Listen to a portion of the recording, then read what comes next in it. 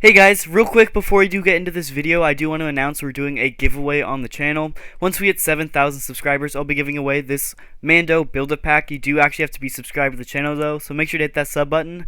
And we are actually doing a timed giveaway as well. This one is going to be based on whether you guys can hit a certain sub goal by a certain time. So this Ahsoka right next to the Mando, we're actually giving away at 7,000 as well, but only if we hit 7K by May 10th. You guys have a little under a month, and I know you guys can do it. You guys have been absolutely smashing that sub button lately, so thank you guys so much for all the support. And basically, if you didn't know how the giveaways work on my channel, once we hit 7K, I will make a giveaway video. All you have to do is make sure you're subbed and then comment on that giveaway video to answer, and I'll just pick a random comment from the comments using a random comment generator. So make sure you're subbed to enter that giveaway, and on to the video. Hey guys, welcome back to the channel. I am Luke Ness Monster, and today we will be reviewing the Star Wars The Black Series Bad Batch Echo. Now this is a figure that I've been trying to get my hands on for quite a while now. It started hitting targets earlier this year, but that was about it. Hasbro has set a official release date for the beginning of 2023, which is actually about 6 months, no, probably more like 8 months away as of right now. And so yeah, they just started showing up in Walgreens, so I managed to hit a few and pick this guy up, and I'm super happy to get into a review. So taking a close look at the box, we of course have the huge window here to where we can actually see Echo, but it really surprised me. It just says Echo. I don't know why. I know that's his name, but it just kind of surprised me. I expected something to be like Echo and then Bad Batch in parentheses or something, but no, it just says Echo, and that kind of surprised me. Don't know why. But we do have this amazing artwork on the side. I am a little disappointed they used this claw arm for the artwork. I think it looks great, but we never see it in the Bad Batch, so it kind of takes away from that artwork. I do wish maybe they had him saluting or something, but other than that, it looks super, super cool. Of course, you do have the Bad Batch shuttle up here in the top looking nice. It is number 11 in the Bad Batch line. You can pause and read the bio if you'd like, but we do have another nice image of the Echo right there. Flipping it over to the side, not a whole lot more going on, so let's just go ahead and crack this guy open. Alrighty, so we do have Echo out of the box here, and I gotta say, there's so much detail just packed into the paint apps and the sculpt of this guy. This has got to be one of my favorite figures of all time. Just handling him right out of the box, he is absolutely amazing. And yeah, so we will go and take a close look at all of the paint and sculpt details here in a moment. But yeah, like I said, it was super hard to get my hands on this figure. We've been waiting for a while, and I did not want to wait until 2023 to get it. But yeah, I'm super happy to get it in hand now.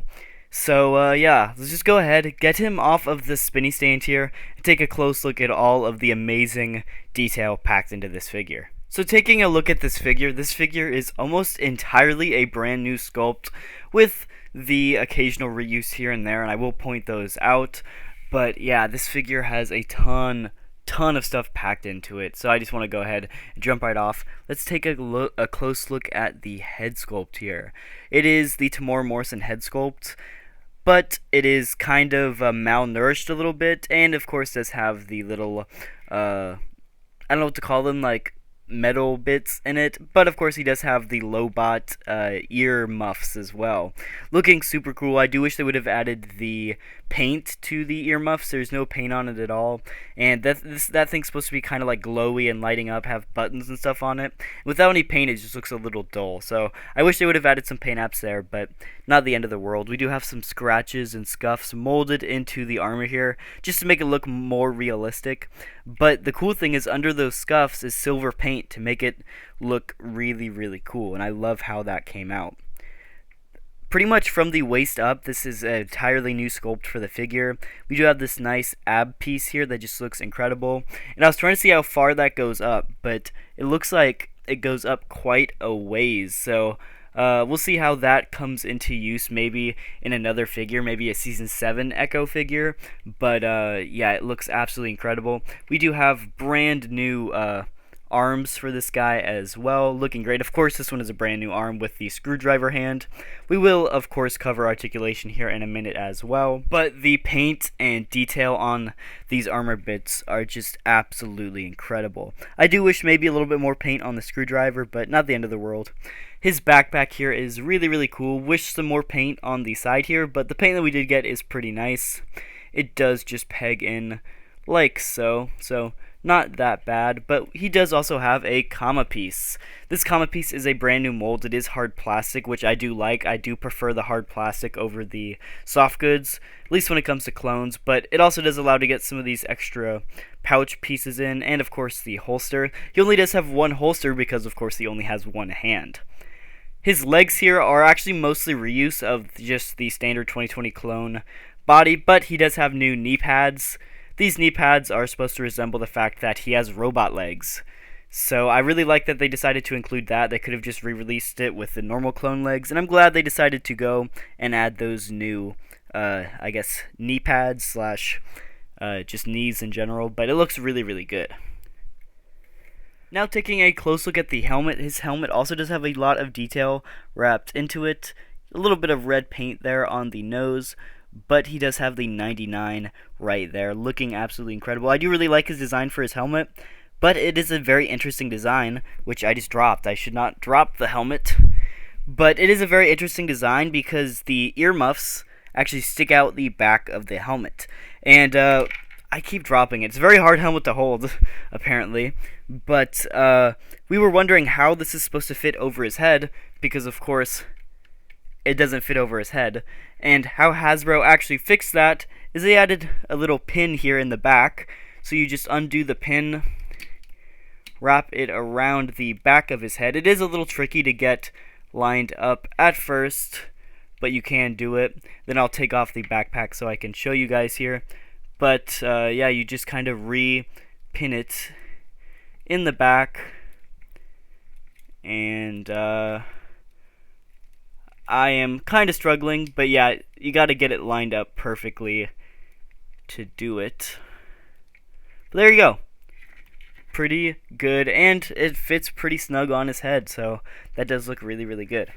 So we will take a look at his accessories real quick. He does, of course, come with his one DC-17. It is a pretty cool blaster. I mean, it's pretty standard for all of the clones. He can hold it. Only problem is he has his left hand, and all of the clones' left hands are not trigger fingers. So when you put it in his hand, it looks like this, and I mean, it's not bad, but I would have much preferred a trigger finger.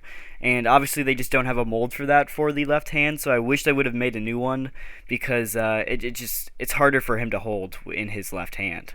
He also does have this really cool grapple hook hand. I'm not sure what this is because we didn't ever see it in the show, so it is very interesting. It just kind of goes right on top of the screwdriver, and it looks pretty dang cool. One thing that caught me off guard, I thought I broke it, but the front of this can actually come off, so yeah, I'm guessing this was supposed to be a grapple hook, and I wish they would have included maybe some string or something to actually have a grapple hook, but it is pretty cool. I don't know if I'm gonna display it with it. I think it looks awesome, but like I said, it just doesn't have any context because we didn't see it in the show. Taking a very quick look at articulation here, his head is on a ball so it can go all the way around, but his helmet does hinder some of the articulation. His arms can go all the way up. His shoulder pads do go over the shoulders, so he can T-pose if he would like, and of course his arms go all the way around. Elbow can get to over 90. I absolutely love how that looks right there. And then his robot arm can actually get a ton of articulation. It can go past 90 that way, and it can go past 90 that way. He looks like he has a broken arm, but that's a different story. He does have some torso movement there, looking pretty good. He can kick all the way out on his leg. It does get a little bit in the way of the comma though. His knee does bend past 90 as well at the knee, but it's hard to see with the comma in the way.